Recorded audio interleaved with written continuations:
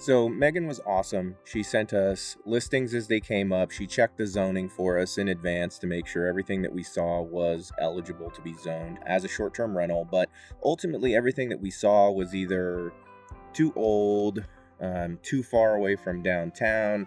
There was one really popular short-term rental in Nashville that's right on the Cumberland River, which is cool to stay in. We stayed there actually, except the Cumberland River has flooded fairly recently, and there are some units in there that you can still see the line of where the floodwaters came up to in the first floor units. So that was a no-go for me. And on top of that, a lot of the units were single bedroom, and we really were aiming for a 2-bedroom unit for a couple of reasons. Number one, we felt like we could, with 2 bedrooms, you can fit 6 people in a unit with a sofa sleeper. So you have 2 bedrooms plus a sofa sleeper. You can get 3 couples who want to travel together, or a bachelorette party that wants to go and travel together.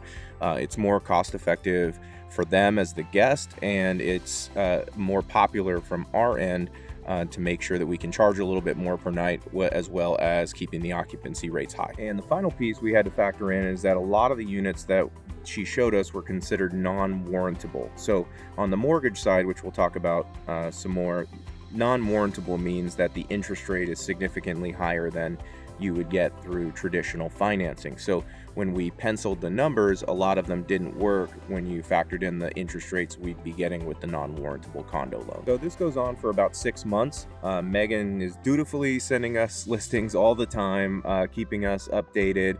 You know, we're not losing hope, but we're not really pushing it at that point. But one day she emails us and she says that there is a 2-bedroom unit coming on the market in a complex that is fairly new. So we were pretty excited to see it. So we took a look at the listing, and while it was on the higher end of where we wanted to be price-wise, it was still within our budget. It was an old Civil War era tobacco barn that was repurposed into condominiums about a year and a half prior.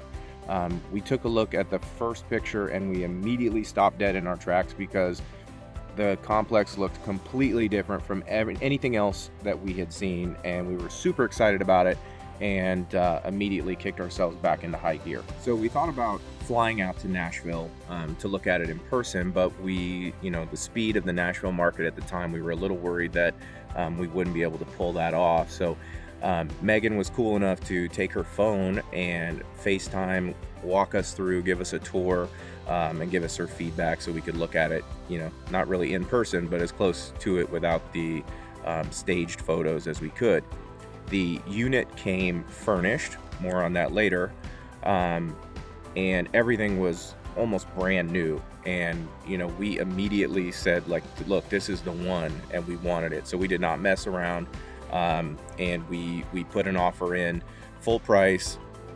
We didn't, like I said, no negotiation. I'll pay what you want, and we got the offer accepted.